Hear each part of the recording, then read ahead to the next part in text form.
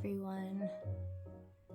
I am back with one last, I do promise, this is the last mouse make-along. We will have make-alongs that are still oriented around mice making, I hope, like carts and foods and tables and furniture and all kinds of things, but no more just like building or constructing a mouse. This one I felt like I needed to make because I have heard from a lot of you who had some pretty good success making a cotton mouse and were happy, but I've also heard from a number of you who were really discouraged and disappointed with kind of the results of your spun cotton attempts, and you may have been going for something like this, which is what I demonstrate, and maybe yours is ending up like a great big out of control blob like this. Well, this is my first spun cotton animal, first spun cotton anything. And so that is where I started. I didn't start out having any particular noticeable skill, as you can see, or aptitude. You would not have said, oh man, she's gonna be a natural at that. This is not pretty. But I kept going, and my second one was less blobby, and my third one was much less blobby.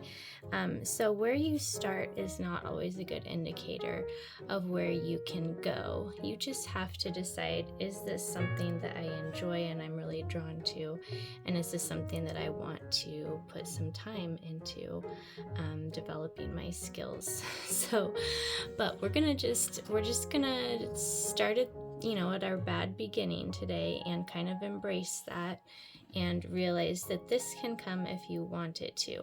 But that said, I am going to share a different technique for starting the armature that I do think is going to give you more success than the wrapping method, which many of you are struggling with.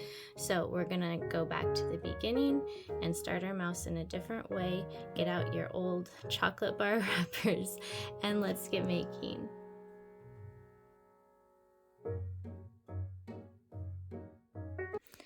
This was actually something I made on Groundhog's Day. I need to look up what year this would have been. I think 2018 or 2019. I don't know. But I made this little groundhog as my very first time trying spun cotton.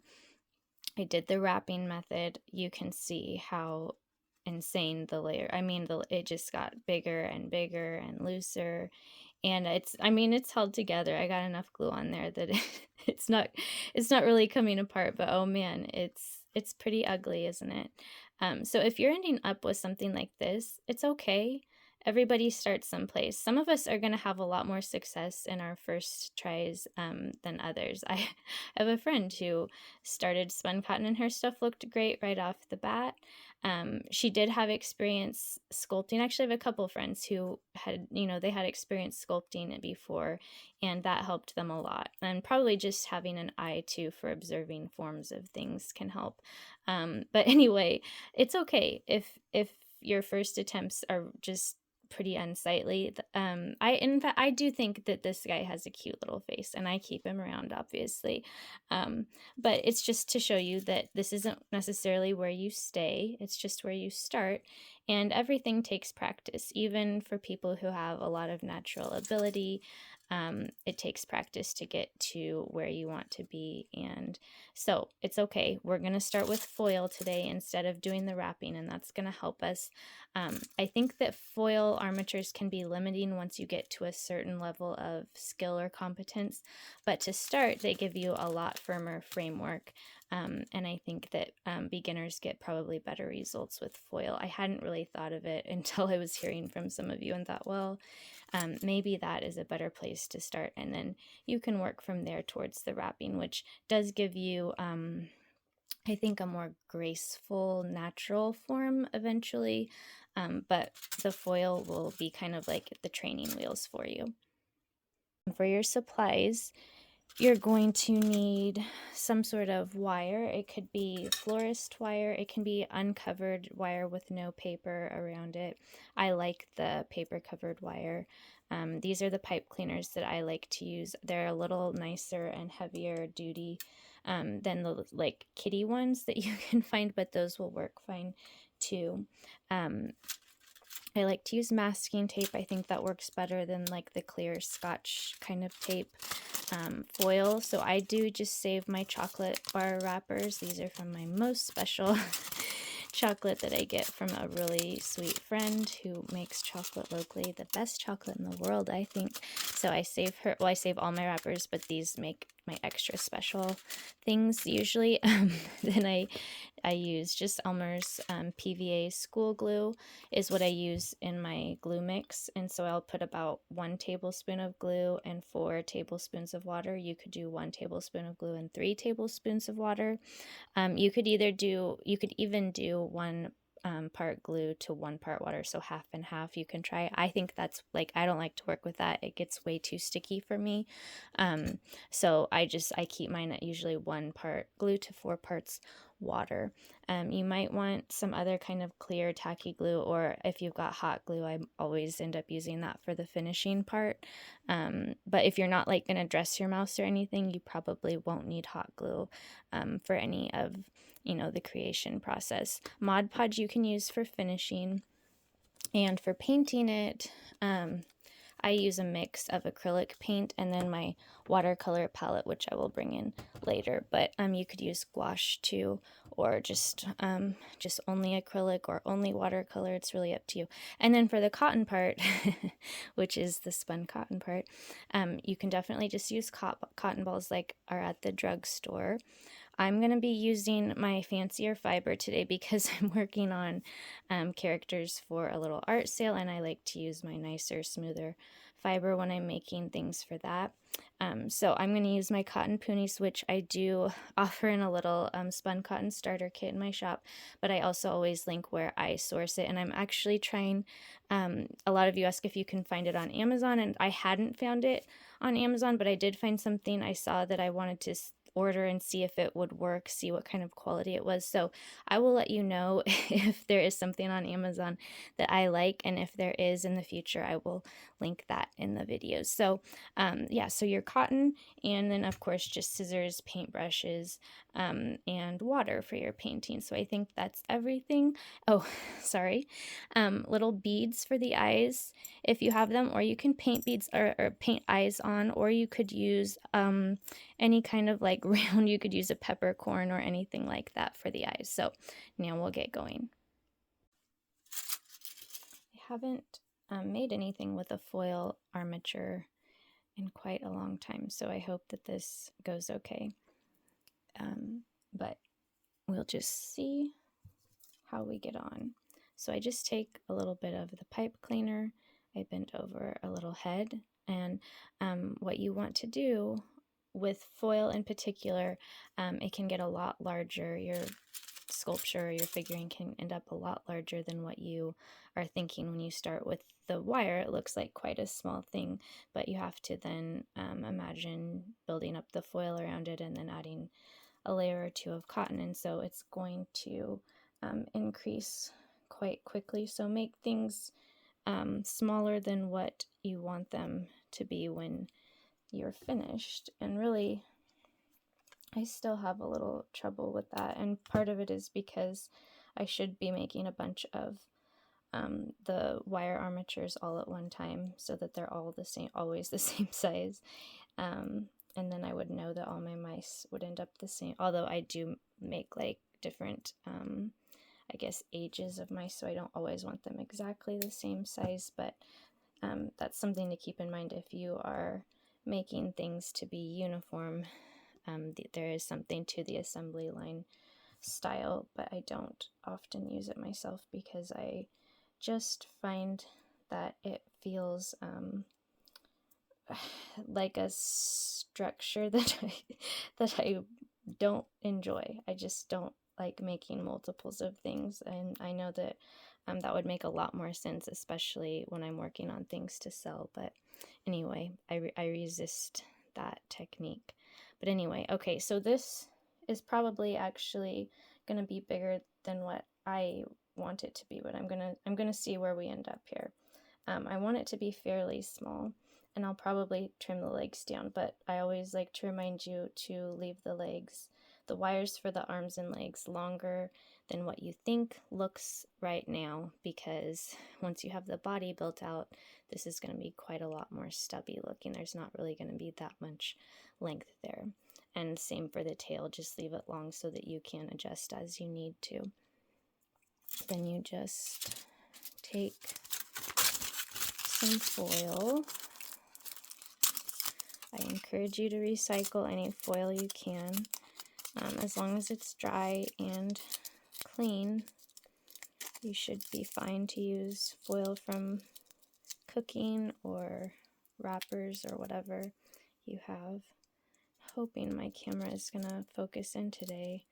I tried to pick a background that would have enough contrast that it would want to pick up what's in the foreground here, but sometimes it decides that the background is more interesting. Okay, so this is why I say that sometimes I think foil is a little limiting, because you see that it doesn't give you, it doesn't allow for as much motion, because we're making a base that is quite stiff. So not that spun cotton can move freely like if you were needle felting or something. Those figures a lot of times can be posed and do different things, and spun cotton is going to be quite a lot stiffer. My figurines, that sounded like mice figurines, but my figurines that I make usually have a little bit of range of motion with their arms and tail, but if you do something large like that, you might make a little split in the cotton, which can be repaired, or it doesn't necessarily look that noticeable, but I'm just saying, like, they aren't really made to be moved around a lot. Okay, I may just do that much with the foil because I really don't want this to get too large, and I'm going for more of a pointy nose. I'll add a little bit more here for the head, but I just don't want the body to get too large, and even that much foil might be. Okay, so now I'm gonna put my Scotch tape around, because the cotton does not stick as well to the foil as it does to tape. I can't explain why, I just know that it doesn't. When I try to just do cotton straight over the foil, unless it's something very small, and I'll always tell you if that's an option if we're doing like a miniature or something.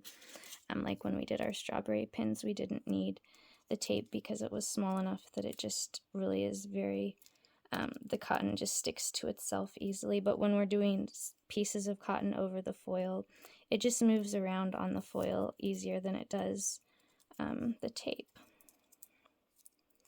And probably someone who knows something about physics or could explain why to me, but I don't know why, so I just use a little bit of my masking tape. I think you could probably try washi tape, but I'm not sure if I think that the cotton would stick to the washi tape, but I don't know if the washi tape would stick to the foil.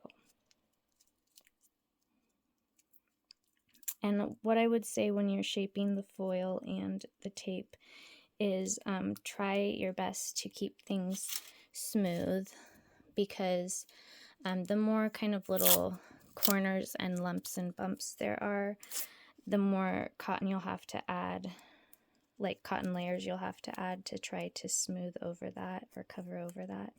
So if you can make your base, your armature, smooth to start, you won't have as much kind of touching up to do with the cotton. And I mean, that's kind of true too of just like the shape you're making. You're gonna bulk it out with the cotton, but it's like the shape that you start with is essentially the shape that you're going to end up with. You can't kind of remake it with the cotton very easily unless you're just adding many, many layers. And at this point, I don't like to do layers and layers and layers because there's just tons of drying time and waiting. And I really usually only have to do one layer now, but I think most of you beginning will do at least two, because you will want to smooth out low areas and fix things a little bit more. Okay, that's gonna be our start. And I guess another thing with the foil, when I'm wrapping cotton around just wire, I can then move the head later, but you need to decide what position you want your head in. Right now, if you want the mouse looking up or down or to the side, and make that decision before, right now while you're getting your armature taped up, and because that's what you're going to be left with. Once you start putting on cotton, that's how your mouse is going to stand and pose. Okay, I know that I forgot now something. I always forget something in the supply part. For ears, I think I'm going to show you how to use fabric today for ears, but there is another option. Well, there's actually 3 and I usually just actually shape one out of cotton, but I demonstrate different ways because I think people find shaping one out of cotton the most difficult. So I like to show other ways, but there is one way that you can do an ear with tape, which is basically taking your tape, taping one end here, and just kind of folding it over onto the head, and then you just trim it. Now, I think this is a little tricky because you don't have the, head or any cotton on yet, so you don't really know exactly where you want your ear or how big it needs to be, but this is an option. You can always just cut a fairly small ear and then build up the ear to be larger if it needs to be. But that works and you can see that it's a mouse. So that works to do and just give you something to go off of with your cotton, and a way to do your ear without fabric or without shaping it out of cotton, which some people find really fiddly. But I'm also going to show you how to do the fabric one. So I'm going to take that ear off, even though I think actually that ear looked decent and probably would have been fine for what I want. But okay, so I'm going to put my foil over here. And like I said, I'm going to use my cotton punis fiber, but this is where you can use cotton balls, and I just pull them apart. And when you're adding the cotton, you just want it get it in a nice uniform thin layer. And that way, because if you add it in more thicker chunks, that's where you're going to end up getting a really lumpy looking finish. Now this ended up lumpy because I was trying to wrap the longer spinning type fibers, and that you've got to know what you're doing, and you have to break the cotton down into thinner pieces to spin it correctly and get a smooth finish. But so you won't get this with a cotton ball, but you might just have, instead of just kind of a smooth sculpture look, it might end up lumpy if you don't break your cotton ball down into more uniform thin layers like that.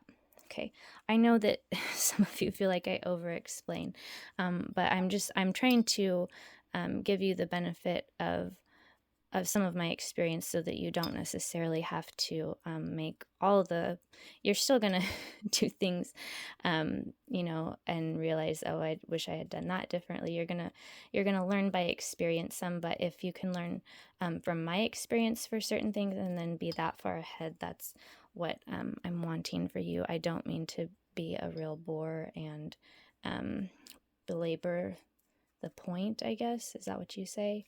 But I'm just wanting to explain as well as I can and help you avoid certain things that I think would be a common mistake, or just a common thing that you would do before you learn to do differently. So I'm just doing thin layers with my glue wash, which is 1 part glue to 4 parts water. You can see my brush does not have a big glob of glue on it. It's very watery. If you are getting cotton stuck to your fingers constantly, and so you're just pulling the cotton back off of your figure, I would just add more water to your mix, because that will help you be able to handle, see how I can touch it, and it's got one little loose part here that I need to just cover that tape before it becomes a problem. But you should be able to handle your figure without just pulling all the cotton off if you have your glue ratio right.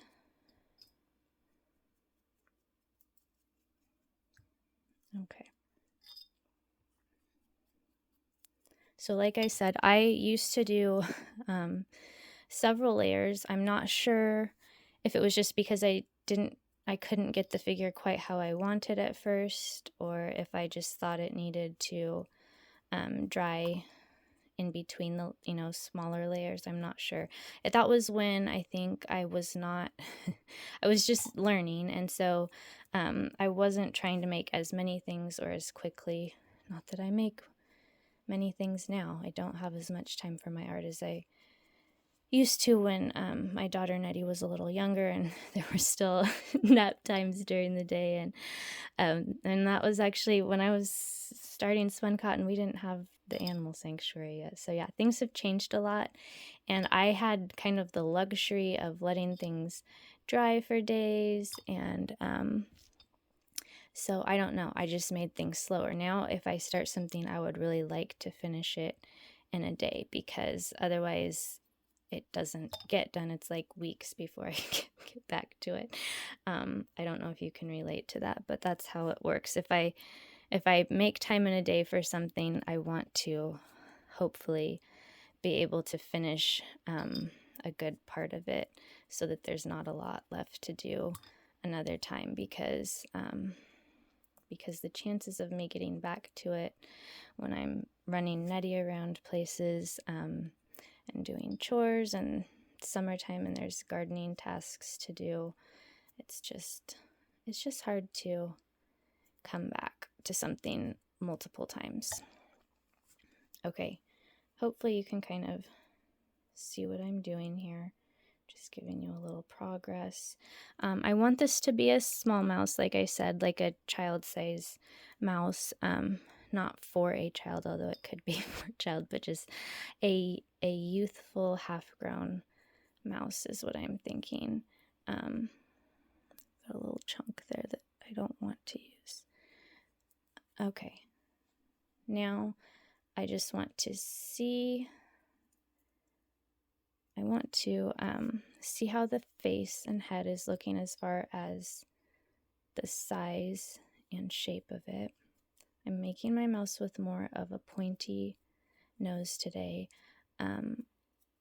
I don't ever give you like exact sizes or shapes or whatever to start with when we're making, because I'm not really wanting this to be a craft along, if you know what I mean. Like, I don't want you to necessarily make something that looks exactly like mine. I just want to give you the skills and inspiration to make something that is yours.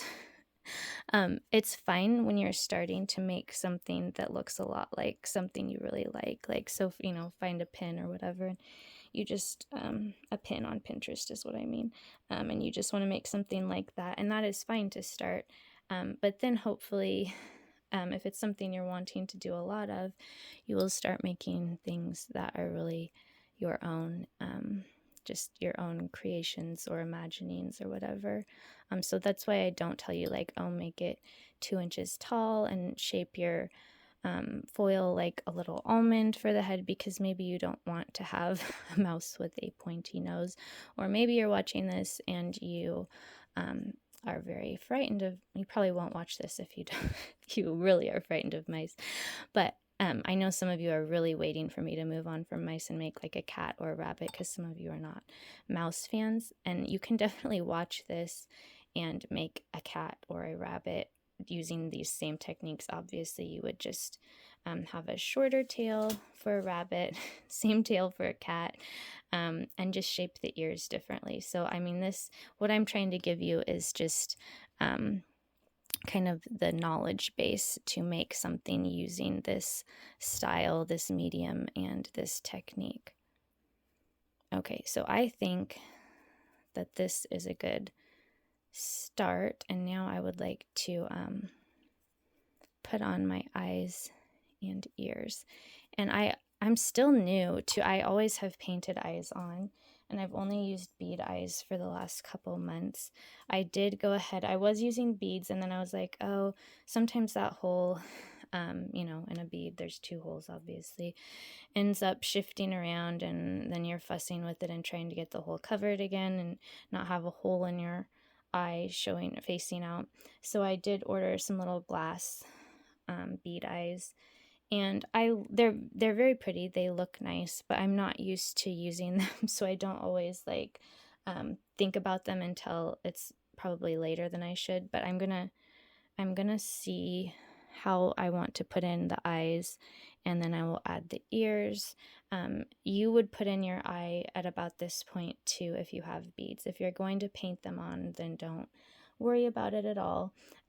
Another thing if you can use is, now that eye is stuck to a piece of cotton, which is stuck to my finger. You could use a little sewing pin and paint it black. Sorry, there we go. That is about the right size. It's a little large for this mouse probably, but this is quite small, and I think most of you will make something a little larger than this, so you could definitely use a sewing pin, or you could make a little, you know, ball out of paper clay, or I don't know, there's all kinds of, that's like a smaller size sewing pin. But anyway, there's different things you can use. Okay, so here's what I am going to recommend. We're going to take a break here, a drying break. Now, if I was just making this on my own, I would have pushed ahead and stuck in the eyes and ears, and then gone ahead and done the legs and everything and started painting. That's where I am. I don't think that's probably what I should recommend for you to do, because at this point, a lot of you are going to be very sticky and frustrated. And you also just might need to step away because you've got other things to do. So we're going to make this a natural breaking point in your creation process. I want you to find a place to dry your mouse. Decide if you're going to dry it naturally, just air drying, and I do recommend that you let it sit up off of whatever you're setting it on to dry so that it doesn't stick. It's not the end of the world if it sticks, but it can be frustrating. So I always just use little plates. Some people like to put some baking paper or parchment paper under it, and that's a good insurance policy. So anyway, decide if you're going to let it air dry. Put it someplace where your cat won't steal it and destroy it, because I've had that happen more times than I want to remember, and probably more times than I can remember. And then if you're going to dry it kind of artificially, you can put it over a vent. You can use a toaster oven. You could probably use an air fryer. I think that's basically the same thing as a toaster oven, as long as it's got a low setting. If you have, you know, I recommend 250 or lower just to be safe. I do put mine in. I'll set my oven to 350. I'll pop it in right then and let it be in there while it preheats up to 350. I do sometimes get a little browning on the tops of ears or things with that. So if that's something that you don't want to happen, then don't set your oven to 350. Just keep it like below 250 Fahrenheit is what I'm saying. I don't know the Celsius conversion, but very, very low, like not the regular baking temperature. Then you can either, if you have a low temperature, you can keep it on for 10 minutes or so and check and see, or you can just get it to that temperature, stick it in, shut it off, and just let it sit there until the oven has lost its heat. That's usually what I do in my regular oven. If it's a toaster oven, I'll just run it on the low setting for like 10 minutes and see where I'm at.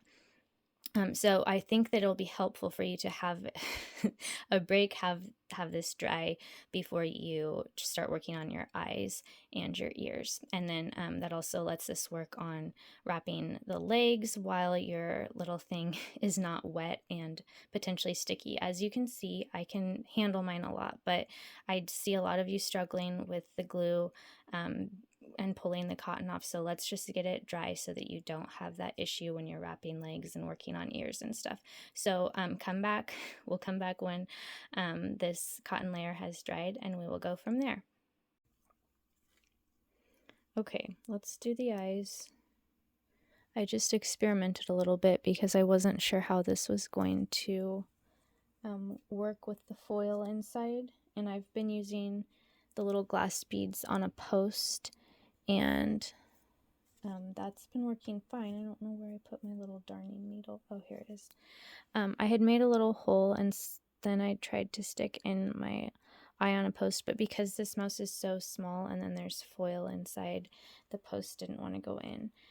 So I just cut the post pretty much completely off, and so it's basically like using a bead if that's what you have. And I'm going to use some tacky glue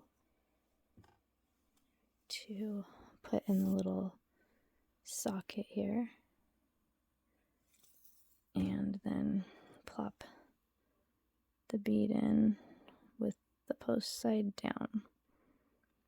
It's okay if there is glue showing around it, because I don't do the eyes last and just leave them. I'm gonna add more cotton around everything, around the ears, and bulk out the face, so that little bit of glue will get covered,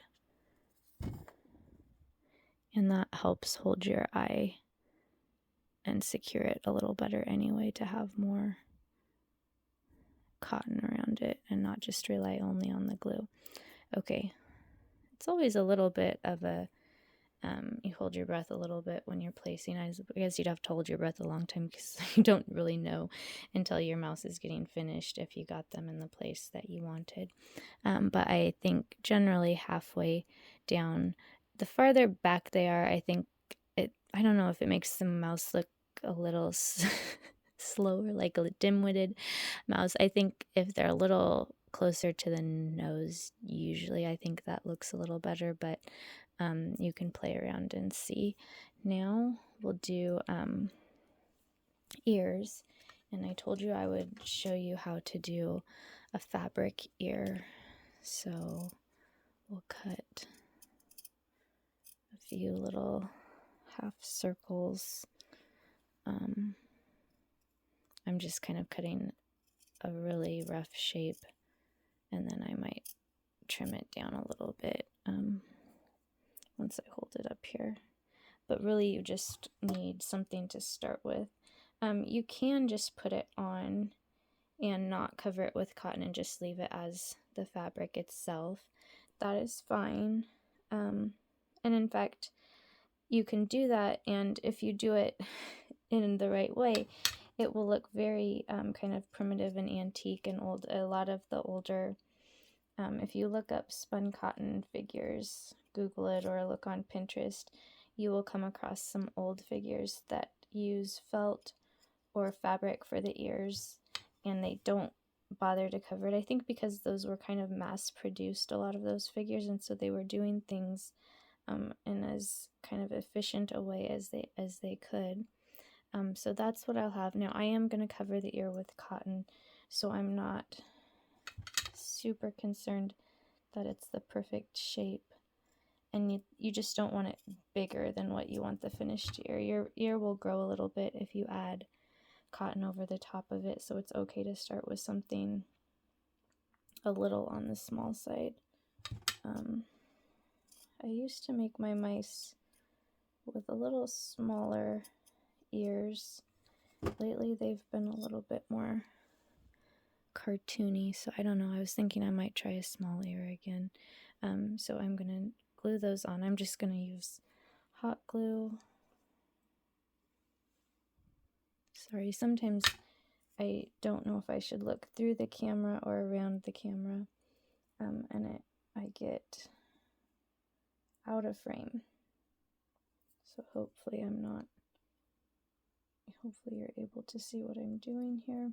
Okay, that's where I'm putting that ear.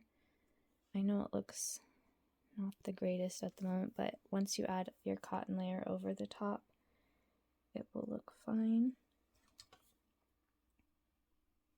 Okay, this time I'm putting glue right onto the mouse itself. I like to scrunch the ear a little bit to give it not just a flat shape, but like I said, and I think we may try for Christmas, I have an idea to try either like a primitive style rabbit or a primitive style sheep. or maybe something else, I don't know. But when you do that kind of thing, you're not necessarily going for a natural look, or, you know, like it is actually looks in nature. You are kind of doing something stylized, and so to do just a very flat kind of just a flat piece of fabric looks, I think, nice in those situations. So if you wanted to do a primitive mouse, you maybe wouldn't be going for the realistic look. You would see how this one ears. Oh, I think it's because I put it farther back than the other one. So I wonder if I should move the other one farther back. Yeah, I think I will. That's the main thing with eyes and ears, is making sure they're fairly close to even, unless you, I mean, and they don't always end up that way. I do have mice with wonky ears and eyes, and I do my best to get them kind of even, but at some point I have had to just give up and say, well, okay, that's just how that one looks. And we all do have a bit of asymmetry to our faces, so it's okay.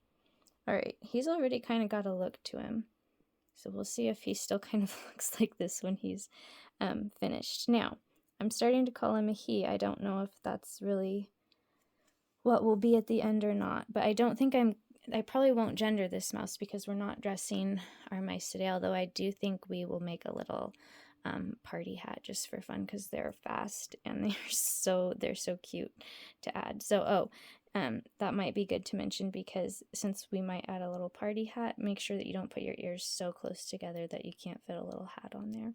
Okay, now I'm gonna start covering with cotton and wrapping the arms and legs, and I'm going to decide where I want to trim my arms and legs, how long I want those to be. And I am thinking it's a small mouse, and I'm thinking I want it's not going to be dressed, so I'm going to make pretty short, stubby arms and legs today, because I don't have to try to fit sleeves or anything on. So I can make the appendages kind of short and stubby and cute. And I do like the tiny little legs sometimes. I think that is going to be how short I trim those. I'm leaving the tail for now. I will probably trim it down to more like right above its head. I like them to be kind of long, but that would be quite long, like wrap around you twice. So, okay, now we can go in with our cotton again. And I think Nettie is getting home, so probably this next part, covering with cotton, it will just have to be music, and that way I can speed it up a little bit too.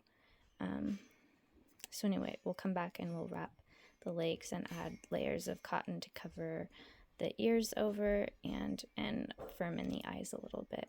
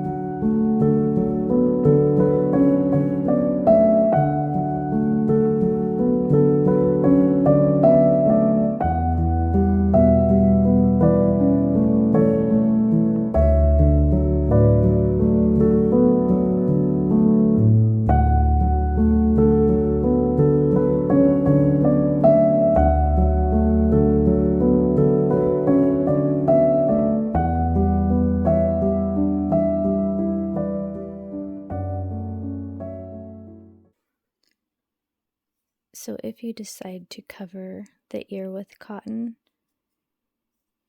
you just take a very thin layer and go over the front and back, and you can kind of use your finger to brace it so that you really get, or use your fingers to just pinch it like that. Shape it the way you want it. That ear is nicer than, although it's a little larger. So I'm gonna, there we go. And then I'm just gonna add a little bit more cotton to smooth out. This face is, whoops, a little lopsided still. So I'll add a little more there, and then smooth out my fibers here because it does get a little roughed up from moving around in my hands, and then cover the tail.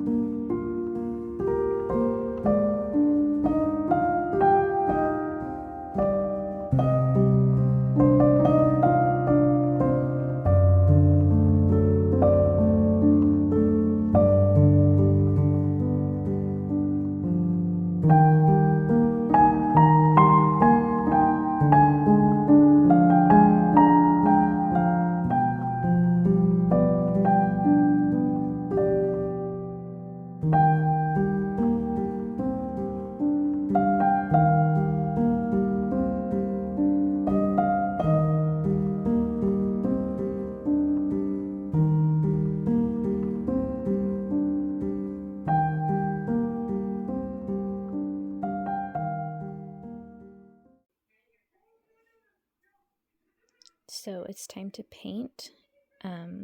You can paint while it's wet before you've let it dry at all, or you can dry it partially, or you can dry it all the way. I think today I'm going to dry this just a little bit.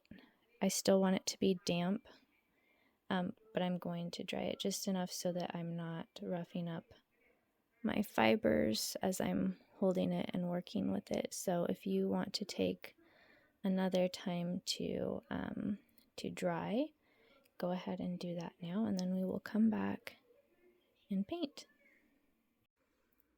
So he or she has just dried really just a few minutes, maybe 5 minutes in the oven, so still quite heavy and damp with moisture, but the cotton has started to kind of seal so that it's not as easy to move or whatever, to peel up. So I'm just going to do what I normally do. I'm a little tempted to make a white mouse with this one, but I know that that painting would not be as interesting. I've even thought about making a spotted mouse, but I guess we're going to do the standard little brownish gray mouse today because I don't know, I assume that's what most of you will make, but I guess let me know if you ever want to see a different kind of mouse, although we've made so many mice now that probably most of you are ready to move on to different animals, and also just some kind of accessories. I don't know if that's what I wanted to make a little cart for a mouse. I might do a baby mouse before Christmas. We'll see what I have time for. I like to do acrylic for the white parts. You could just leave them the natural color of your cotton, but I like it to look a little bit more aged, so I go with more of an antique white. This is the actual color is called parchment. I don't know why I'm using my smaller brush. I think because it's a small mouse, but I'm not usually quite this precious when I'm painting. I think I've mentioned before, I paint when it's wet because I am not super precise, and I don't mind small amounts of bleeding of the colors. So I usually just use this larger, terrible looking brush when I am painting the white. And let's see, I want to have some white accents all on the belly and insides of the legs. So I just am kind of watering the paint down and letting it bleed into those places.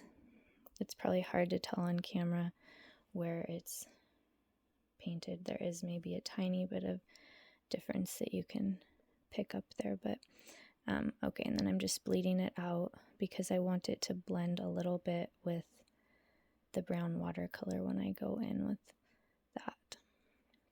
And one thing that I've done in the past is if you notice little, like right there under his chin, there's a little divot or indentation where the cotton hasn't dried completely smooth. You can still at this point add a bit and just secure it. You can go in with your glue mix and secure it, but you can also just use the acrylic paint. Will bind it fine for just a small amount of cotton. So you can still add a few things at this point with, especially if you're using acrylic paint, but of course you could use your glue mix and make a few adjustments too. Okay, now I've got the white where I want to, oops, except I forgot a bit in the ears. You wouldn't have to do that. I just find that it softens the pink. It makes it not quite so vibrant when I add the pink there, so that's why I add some white in there.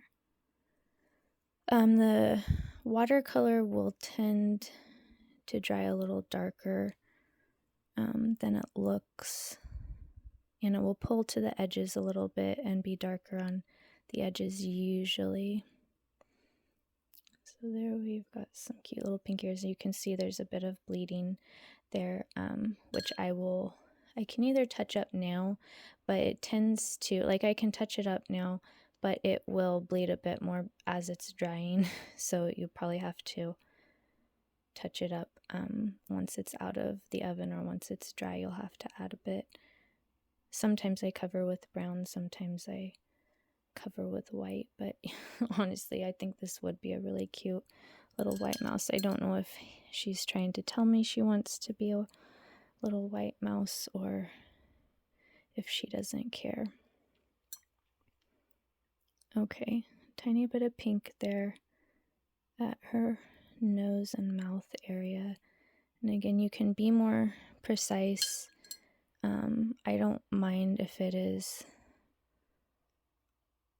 bled a little bit and not quite centered or perfect, but that's just, gosh, what do you think?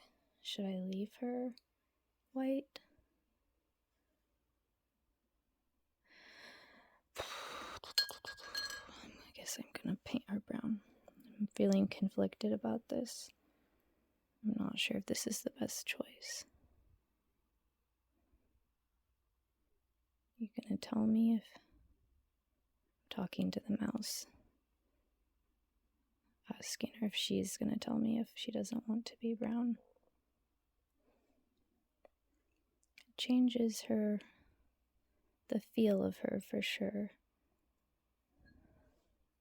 So this is just some brown, I think Van Dyke brown watercolor. You could use coffee if you have it.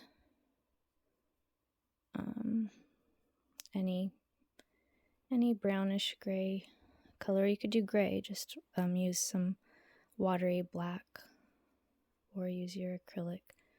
There she is, brown. I guess I may have done this mouse a disservice by not being brave enough to leave her white. She maybe was intended to be white. I try to follow some of those signals that I'm getting from things as I make them, but I do sometimes think that I don't make the right call every time, especially when I have a certain idea of what I'm doing to start. And I did intend to paint this mouse brown for you, so Okay, it's a little modelly, and I will probably just let it be that way unless it is even more pronounced when it is dry. I could come in and just even out, add a little bit more paint to the lighter spots. For the tail, I usually just do a little brown. I think most mouse tails are well, for like a field mouse, I think they tend to be brown. For domesticated bred mice, I think their tails, for like a white mouse, obviously, I think we would have done a pink tail, but I do usually add a little pink to it because I think it gives it a little sweeter look. Just gives it I guess it's another little point of color on the mouse. It's just another detail, I guess. Okay, so she's not a dark brown. She will be a little darker once she dries. I'm a little bit, yeah, I'm definitely having some regret about not leaving her white, but anyway. I don't know that I've ever made a white mouse, actually. She would have been the first. I'm just adding a tiny bit of pink around the feet and legs too. Okay, now I will let her dry. We'll come back, we'll paint a little mouth on and make her a little party hat. So she's mostly dry, and we're just going to paint on a little bit of detail for her nose. I'm just using my dark brown watercolor. You could use black, you could use acrylic, and you could also use like an artist's pen, a micron pen would work, especially like a fine liner one. So I'm just kind of outlining because I did try to sculpt a little bit of a shape for the nose, and I'm just outlining that a little bit to give it some definition and shadow. And then giving her a little smile. I'll decide how much darker I want that to be. Nettie's waiting for me to finish because she wants to read me her latest recipe. She likes to come up with recipes, and she's got a recipe for chocolate mint chip ice cream that she wants to share with me. So I will hurry and get this done so I can hear. You could draw a few little spots on for whisker area, or you can leave that if you don't like it, the little freckles. And I will probably add the nylon whiskers, but I'm not going to do that on camera because I've done that a few videos back. I did that, and it's on camera for you to see. I think it's the one about anxiety, titled about anxiety, but I do think I show how to do the whiskers on that one.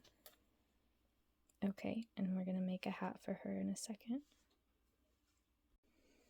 Okay, now we're just going to have some fun. I'll add the whiskers in a minute, but we're going to make a party hat. Now, if you want to make a party hat the correct way, go find a real tutorial for that, because I don't know the real way that you make like a perfectly cone-shaped party hat, and I am just not gonna look that up right now because I've made lots of little ones like this, and I don't think it matters that much for this size of a hat, and because it's not functional. So I just cut kind of like a little trapezoid shape out of a cute fabric. The smaller the print, the cuter it will be. Like a polka dot or a stripe would be really cute, whatever you have. Or definitely like paper, scrapbook paper would work, or you could just like draw some stripes on some paper or polka dots and make that work. So I cut a little trapezoid, and then I roll it into a cone, and then I just cut it off fairly straight, and that's how I make party hats. And you might want to like before you, I use hot glue, before you glue it, you might try it on your mouse's head to see how it will fit, and for like the height and the base size of it. And I don't have a ton of room between her ears, and I'm not sure. I think I might have it a tiny bit tall still. It kind of looks cute to have it tall, but it might be a little bit too tall. Okay, so this is my very, very imprecise way to fudge a party hat. And we're gonna put a little pom-pom. You could do anything if you have like little tassels, or if you have pom-poms already on hand, the tiny ones, like for a Rudolph nose or something. I made one. I'll show you how I made this because I wanted it to be dry so I could glue it on. It's just made out of cotton, so I'll show you how you can roll a little ball out of cotton and make one. So I just put a tiny bit of hot glue there, and then I fold it over into a cone, and hopefully you don't hot glue the whole thing shut, which I don't think I have. It's still gonna open up.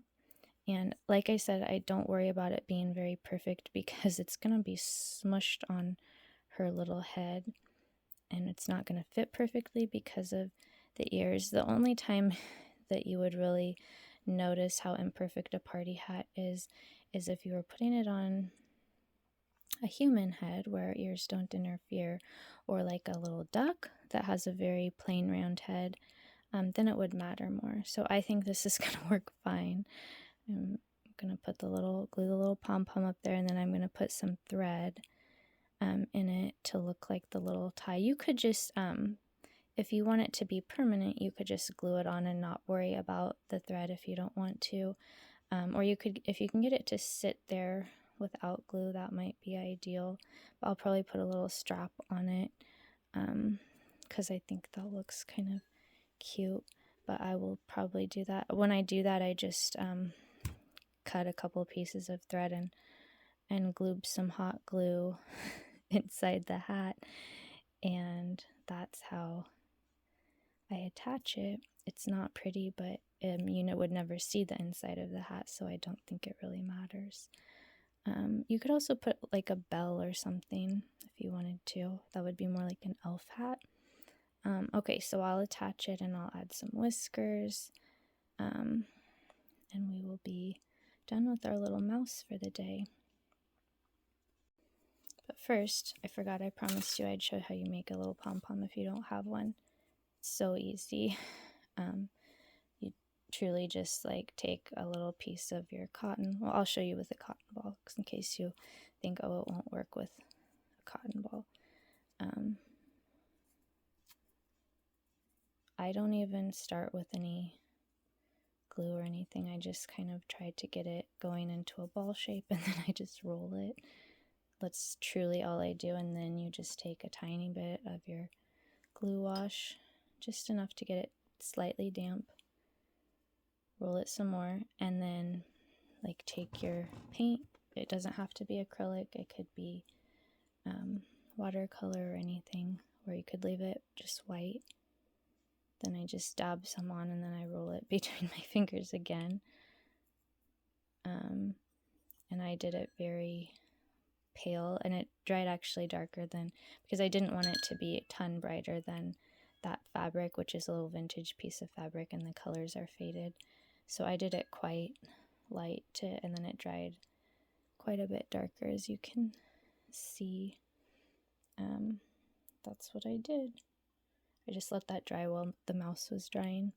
So that's how you make a pom-pom, or any kind of round spun cotton object. It's handy for cherries and decorations for little cakes and foods.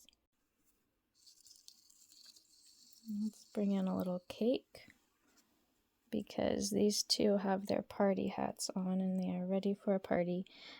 What I did here is, because I didn't want to glue his hat on or her hat on, and because it doesn't want to, you have to either commit to the string in front of the ears or behind the ears. And so if you go in front, the hat gets pulled really far forward, so I would just put a little roll of masking tape there to kind of hold it in the spot that I wanted. If you go behind the ears, it kind of just falls off the back. Mr. Groundhog here had a good hat head, so his hat is sitting really well. And even though he's kind of a big lump of a thing, he does look kind of cute in his hat, don't you think, in his party hat? So it's kind of a way, sorry about that. We are kind of just celebrating where you start, where you're coming from, and where you might get to. But I mean, don't sell yourself short if things don't go the way you want at the beginning. There's still a lot of value in those first creations.